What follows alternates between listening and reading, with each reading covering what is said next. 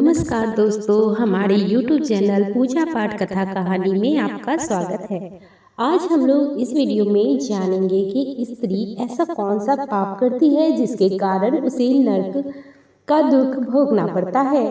तो आइए शुरू करते हैं। उससे पहले अगर आप हमारे चैनल पर नए हैं तो हमारे चैनल को सब्सक्राइब कर लीजिए, बेल आइकॉन भी दबा दीजिए ताकि मैं जो भी वीडियो डालूं उसका नोटिफिकेशन आप तक पहुंच सके। तो आइए शुरू करते हैं। ऐसा वह कौन सा पाप है जिसके करने से स्त्री नरकगामिनी बन जाती है। एक बार की बात है, देवी सत्यभामा भगवान श्री कृष्ण के पास आती है और उनसे पूछने लगती है कि हे स्वामी, आज मेरे मन में एक शंका उत्पन्न हो रही है, कृपया आप मेरी इस शंका का निवारण कीजिए। भगवान श्री कृष्ण कहते हैं, हे प्रिय, तुम्हारे मन में जो भी शंका हो निसंकोच होकर पूछो। तुम्हारी हर शंका का निवारण करना मेरा कर्तव्य है। तब देवी सत्यभामा बड़ी ही प्रसन्नता से पूछने लगती है, हे प्रभु, आपकी हम 3 पत्नी पहले आपको भोजन कराते हैं और फिर हम तीनों भोजन करते हैं, नित्य आपकी सेवा करते हैं, आपके चरण दबाते हैं। किंतु हे प्रभु, क्या पत्नी को पति के साथ अथवा पति से पहले भोजन करना चाहिए? क्या ऐसा करना उचित होगा? शास्त्र इस विषय में क्या कहता है? हे प्रभु, ऐसा वह कौन सा पाप है जिसे करने से स्त्री नरकगामिनी बन जाती है? कृपया आप मेरी इस शंका का समाधान कीजिए। भगवान श्री कृष्ण मुस्कुराते हुए कहते हैं, हे देवी, आज तुमने समस्त मानव जाति के कल्याण के उद्देश्य से बहुत ही महत्वपूर्ण प्रश्न पूछा है। हे देवी, तुमने जो प्रश्न किया है उसका समाधान देवी सुदेवा की कथा सुनने से प्राप्त हो जाएगी, ऐसा सत्यभामा कहती है। हे प्रभु, यह रानी सुदेवा कौन है? उनका आचरण विचार कैसा था? मेरे मन में उनके विषय में जानने की जिज्ञासा हो रही है। श्री कृष्ण कहते हैं, हे देवी, तुम्हारे आग्रह पर आज मैं तुम्हें रानी सुदेवा की कथा सुनाता हूँ। तुम्हारी सभी शंकाओं का समाधान इस प्राचीन कथा में ही है। इस कथा में तुम्हें तुम्हारे सभी प्रश्नों के उत्तर मिल जाएंगे, इसीलिए इस कथा को ध्यान पूर्वक सुनो।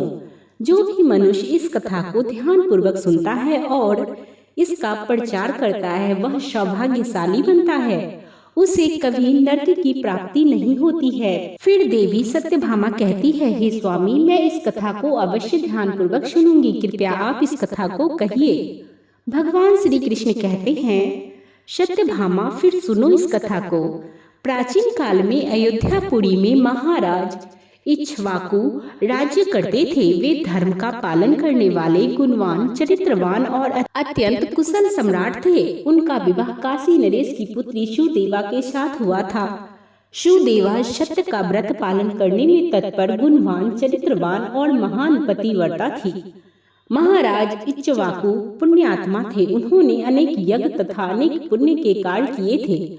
उन्होंने देवालय बनवाए, पोखरे खुदवाकर अनेक वाटिकाएं बनवाई तथा वे साधु संतों की रक्षा में सदैव ही तत्पर रहते थे। महाराज इक्ष्वाकु के नगर के समीप एक घना जंगल था। उस जंगल में एक सुअर अपनी पत्नी और पुत्र पौत्रों के साथ रहता था। वह सुअर बड़ा ही विशालकाय और भयंकर आकार वाला था, जिससे सभी मनुष्य भयभीत रहते थे। उस सुअर के भय से मनुष्य उस वन के मार्ग से जाने से डरने लगे थे। फिर वह यह बात महाराज इक्ष्वाकु को पता चली तो उन्होंने उस सुअर का शिकार करने का सोचा और फिर एक दिन महाराज अपनी पत्नी सुदेवा तथा उनके सैनिकों और पुत्रों को लेकर उस वन में शिकार करने के लिए चले गए। महाराज बड़े पराक्रमी थे। उन्होंने अनेक विशालकाय शेरों तथा राक्षसों का वध किया था।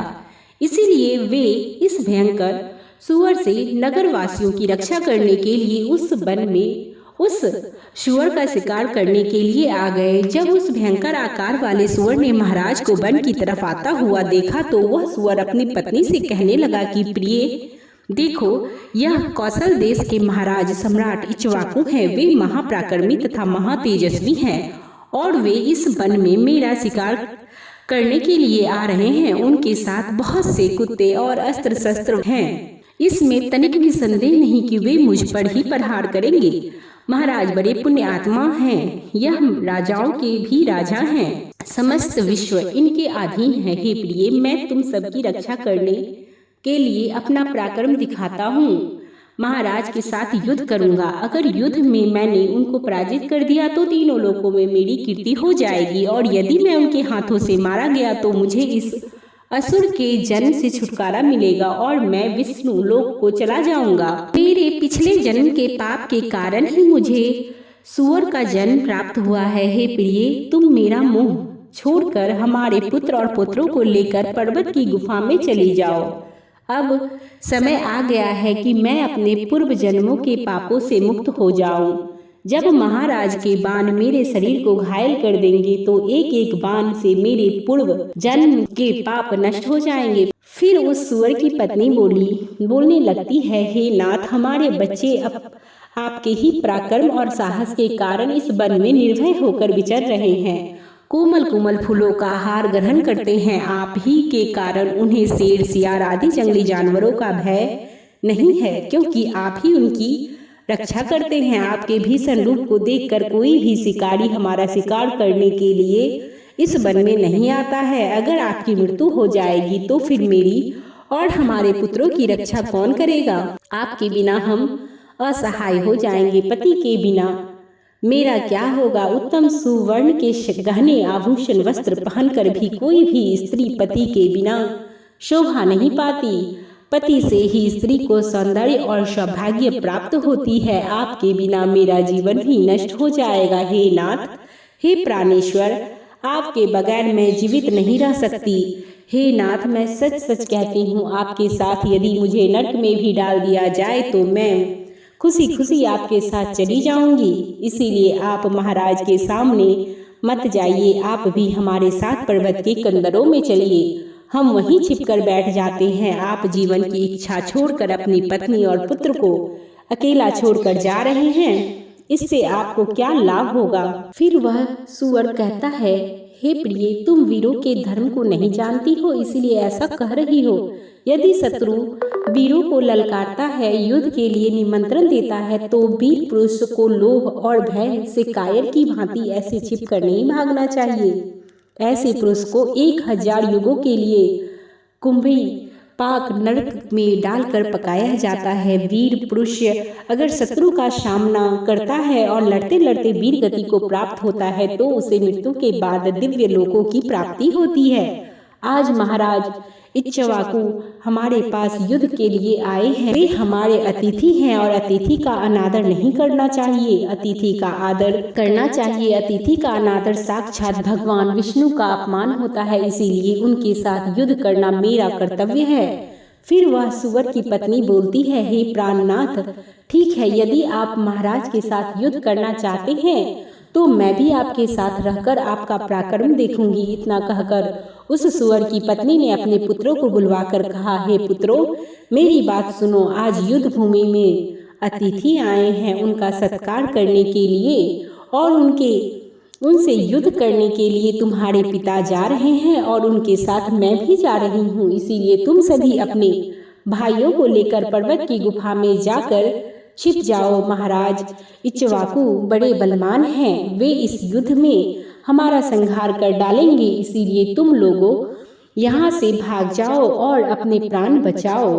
फिर वह सुअर के छोटे छोटे बच्चे बोलने लगे, हे माँ, जो पुत्र अपने माता पिता को संकट में छोड़कर भाग जाते हैं वे महापाप के भागी होते हैं, उन्हें घोर नरक में डाला जाता है। जो निर्दयी पुत्र अपनी माता का दूध पीकर भी उसे दुख में छोड़कर भाग जाता है, जो पुत्र अपने बाप को विपत्ति में देखकर छोड़कर चला जाता है, वह कीड़ों से भरे हुए दुर्गंधित युक्त नरक में गिरता है। इसलिए हे माँ, हम लोग आपको छोड़कर नहीं जाएंगे। फिर वह सुअर अपनी पत्नी और उसके बच्चे सभी युद्ध के लिए तैयार हो जाते हैं और युद्ध भूमि की ओर निकल पड़ते हैं। सभी छोटे छोटे सुअर अपने पिता और माता की चारों ओर से रक्षा करने लगते हैं। उधर महाराज इक्ष्वाकु अपनी सेना के साथ उस स्थान पर आ जाते हैं और अपने सामने खड़े सुअर को देखकर बड़े बड़े सूरवीर योद्धाओं को सुअर का शिकार करने के लिए आगे भेजते हैं। वे सभी बलवान सूरवीर योद्धा हाथ में तलवार और भाले लेकर सुअर पर आक्रमण करने लगते हैं। फिर सुअर और महाराज के सैनिकों के बीच भीषण युद्ध होता है। सभी एक दूसरे पर भीषण प्रहार करते हैं। सुअर अपने दांत से सैनिकों को मारने लगते हैं और सैनिक अपने भालों से सुअर को मारने लगते हैं। इस युद्ध में अनेक सुअर मर जाते हैं, कितने ही घायल हुए और महाराज के अनेक सिपाही भी मर गए। अब केवल वह सुअर, उसकी पत्नी और उसके कुछ 5-7 पुत्र ही बचे थे। अपने सभी पुत्रों को मरा हुआ देखकर सुअर की पत्नी भयभीत हो गई और अपने पति से कहने लगी, हे नाथ, मुझे और इन बालकों को लेकर यहाँ से चलो, नहीं तो हमारा वंश नष्ट हो जाएगा। कृपया हम सभी को अपने प्राण बचाकर भाग चलते हैं, नहीं तो महाराज हम सभी को मार डालेंगे। फिर सुअर कहने लगता है, हे प्रिय, 2 शेरों के बीच में एक सुअर पानी पी सकता है, लेकिन 2 सुअर के बीच में एक शेर पानी नहीं पी सकता। सुअर जाति में ऐसा बल देखा जाता है, इसी कारण से सुअर से भी भयभीत हो जाते हैं। अगर इस समय मैं मृत्यु के भय से भाग जाऊंगा तो मेरे सुअर जाति की प्रसिद्धि नष्ट हो जाएगी। इसीलिए हे प्रिय, तुम हमारे बच्चों को लेकर यहाँ से चली जाओ और सुखपूर्वक जीवन व्यतीत करो। इतना सुनकर सुअर की पत्नी बोली, हे नाथ, मैं आपसे बहुत प्रेम करती हूँ। आपने मेरा आदर सम्मान करके, रति क्रिया करके और मेरी रक्षा करके मेरे मन को जीत लिया है। आपसे मेरा मोह कभी नहीं छूटेगा। इसीलिए मैं अपने पुत्रों के साथ आपके सामने ही प्राण त्याग दूंगी, किंतु आपको अकेला छोड़कर नहीं जाऊंगी। फिर वह सुअर और उसकी पत्नी दोनों ही महाराज से युद्ध करने के लिए आगे आते हैं। वह सुअर भयंकर गर्जना करता हुआ महाराज को युद्ध के लिए ललकारता है।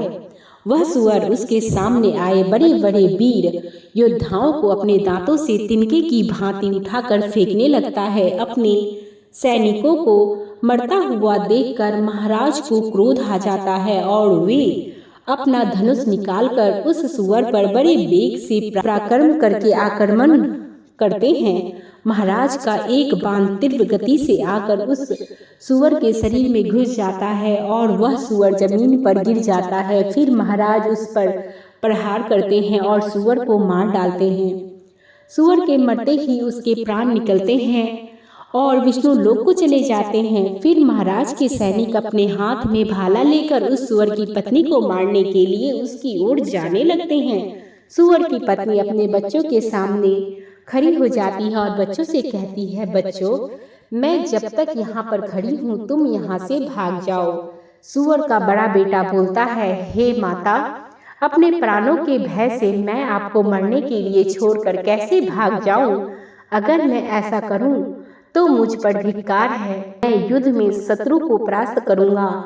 तुम अपने पुत्रों को लेकर यहाँ से चली जाओ। फिर वह सुअर की पत्नी बोली, हे मेरे पुत्र, मैं महापापनी तुझे अकेला छोड़कर कैसे चली जाऊं? इतने में ही राजा के सैनिक उन सुअरों के पास आते हैं और उन पर प्रहार करते हैं। सुअर का बड़ा बेटा भयंकर युद्ध करता है और अनेक सैनिकों को मार गिराता है। तब महाराज आगे आकर उस सुअरों के बड़े बेटे को भी मार डालते हैं। अपने पुत्र को मरा हुआ देखकर सुअर की पत्नी बहुत क्रोधित हो जाती है और भीषण प्रहार करती है। उसने भी अनेक सैनिकों को मार डाला। इस घटना को महारानी सुदेवा देख रही थी। तब वह महाराज से कहती है, हे महाराज, उस असुर की पत्नी आपके सैनिकों को मार रही है। आप आगे चलकर उसका वध क्यों नहीं करते? महाराज कहते हैं, हे प्रिय, यह एक स्त्री है। मेरा यह वचन है कि मैं स्त्री का वध नहीं करूंगा। स्त्री का वध करने से महापाप लगता है। इसीलिए मैं उस सुअर की पत्नी को न खुद मार रहा हूँ और न किसी को उसे मारने के लिए भेज रहा हूँ।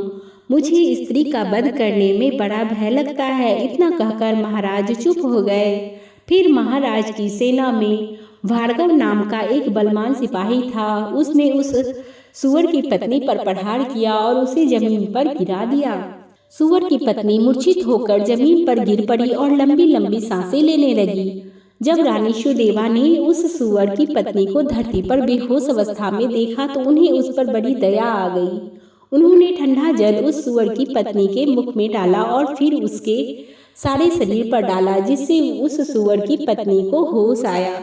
सूअर की पत्नी ने रानी को उस पर शीतल जल डालते हुए देखा तो वह बहुत प्रसन्न हुई और मनुष्य की वाणी में बोलने लगी, हे देवी, तुमने मुझ पर ठंडा जल डालकर मुझे कष्ट से मुक्ति दिलाई है, तुम्हारा कल्याण हो।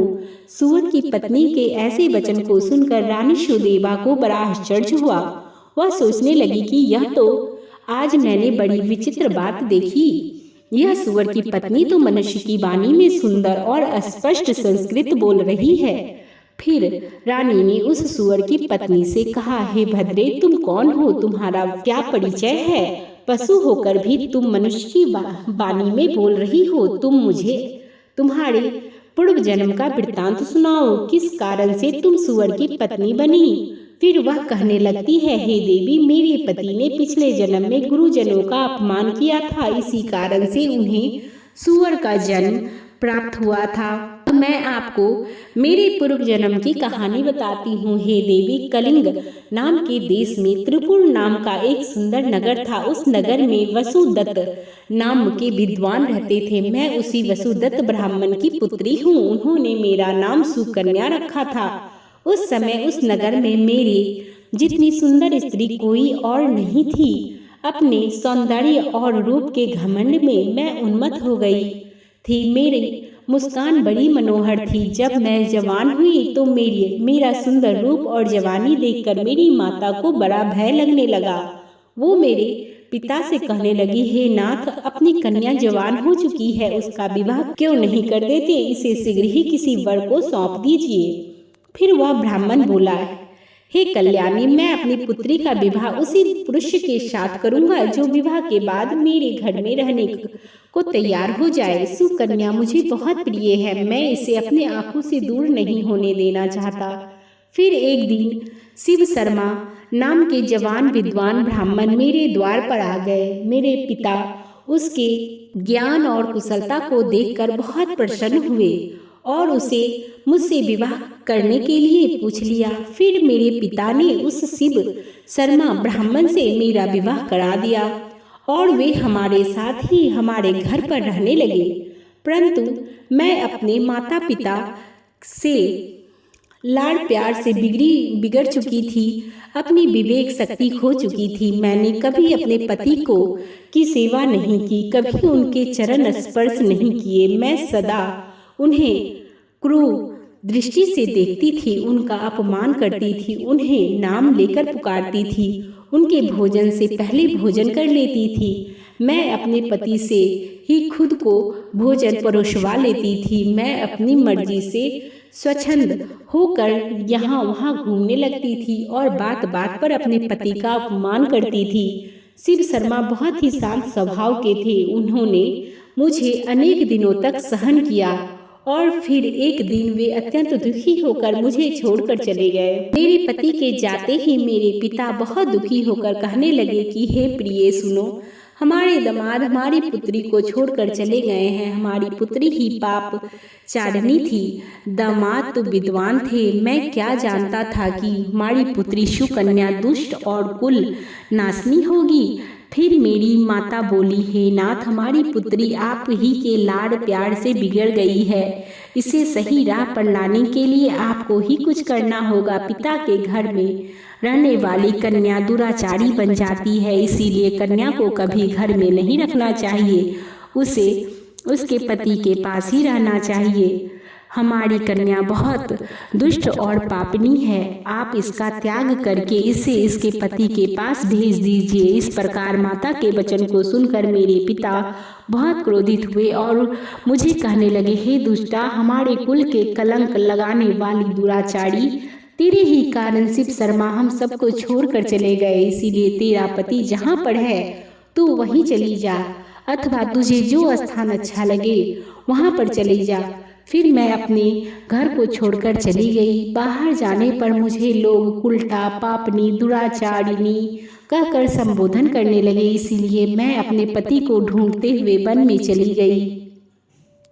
फिर एक दिन वन में मैं एक कुटिया के सामने जाकर खड़ी हो गई और भिक्षा मांगने लगी। वहाँ पर उस कुटिया में रहने वाली मंगला नाम की स्त्री ने मुझे देखकर अपने पति से कहा, हे स्वामी, द्वार पर एक दुखिया दुबली पतली स्त्री भिक्षा मांगने के लिए आई है। मंगला का पति कोई और नहीं बल्कि शिव शर्मा ही था, जिन्होंने मेरा त्याग किया था।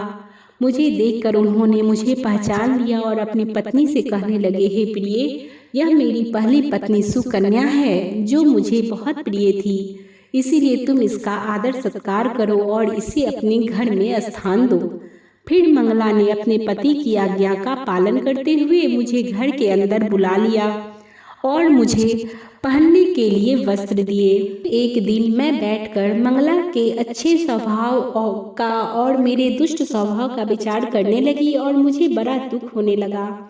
अधिक चिंता करने के कारण मेरा हृदय फट गया और उसी क्षण मेरी मृत्यु हो गई। फिर यम के दो दूत उस स्थान पर आ गए और मुझे उठाकर यम लोक ले गए। वहां पर यमराज ने मेरा लेखा जोखा देखा और यमदूतों से कहा, हे ये दूतों, इस पापनी स्त्री ने अपने पति का बहुत अपमान किया है। यह पति से पहले ही भोजन कर लेती थी, अपने पति का नाम से बुलाती थी, उसे घर के काम करवाती थी। इसीलिए इस स्त्री को ले जाकर नरक में डाल दो। फिर यमदूत मुझे नरक में ले गए और उन्होंने मुझे जलते हुए अंगारों में डाल दिया। वहां नरक में मुझे अनेक वर्षों तक कष्ट भोगने पड़े। फिर नरक की सजा भुगतने के बाद यमराज ने मुझे सूअर के जन्म में डाल दिया। सूअर की पत्नी बोली, हे देवी, इस प्रकार से मैंने आपको मेरे पूर्व जन्म का वृत्तांत सुना दिया। कृपया अब मुझे इस जीवन से मुक्ति दिला दो। आपने अपने पति की बहुत सेवा की है, इसीलिए मुझे आपका थोड़ा सा पुण्य प्रदान करो। फिर रानी सुदेवा महाराज से कहती है, हे स्वामी, अब मैं क्या करूं? आप जो आज्ञा देंगे मैं वही करूंगी। महाराज इच्छवाकु कहते हैं, हे प्रिय, यह बेचारी बहुत दुख उठा रही है, तुम अपने पुण्य से इसका उद्धार करो। महाराज की आज्ञा लेकर रानी सुदेवा ने सूअर की पत्नी से कहा, हे देवी, मैं अपने 1 वर्ष का पुण्य तुम्हें प्रदान करती हूँ। रानी के इतना कहते ही उस सूअर की पत्नी के प्राण चले गए और उसके शरीर से एक दिव्य स्त्री प्रकट हुई। फिर वह महारानी और महाराज को नमस्कार करके विष्णु लोक को जाने लगी। भगवान श्री कृष्ण कहते हैं, हे सत्यभामा, इस प्रकार मैंने तुम्हें यह महान कथा सुनाई है। तुम्हें तुम्हारे सभी प्रश्नों के उत्तर भी मिल गए होंगे। देवी सत्यभामा कहती है, हे स्वामी, आपने आज मुझे बहुत ही पवित्र कथा सुनाई है और मेरी सभी शंकाओं का निवारण भी किया है। तो दोस्तों, उम्मीद है आपको भी यह कथा पसंद आई होगी। तो आप इस वीडियो को एक लाइक अवश्य कर दें और कमेंट में श्री हरि विष्णु जय श्री कृष्णा लिखना न भूलें। हमारी वीडियो को पूरी देखने के लिए धन्यवाद।